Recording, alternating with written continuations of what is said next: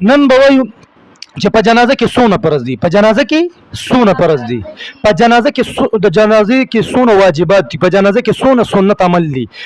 نو ګوره آسان انداز کې په جنازه کې 2 فرض دي، په جنازه کې 3 سنت دي او په جنازه کې 1 واجب دی.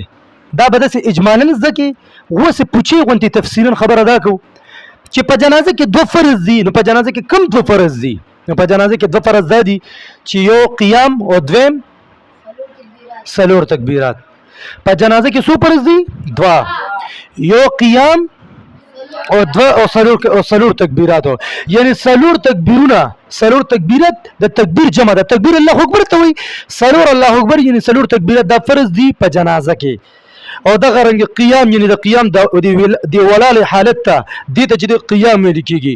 نو په جنازه کې دا قیام او دا سلور تکبیرات دا پکې فرض دي.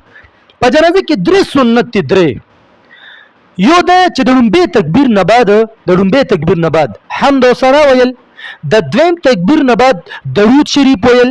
و درود شریف هغه بیا بس په خبرې کې خو لکه درود شریف ویل. د دریم تکبیر نه بعد د جنازې دعا ویل. کتل دي چې دا جنازه د بالغ سړي ده که د ښځې ده که د نابالغ ده، د چا ده؟ نو د هغې خپلې دعاګانې تاسو ته ما ویلي دي.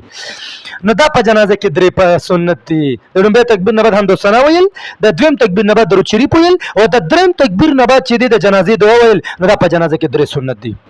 او په جنازه کې 1 واجب دی. فرض مو شو، سنت مو شو. په جنازه کې 1 واجب دی.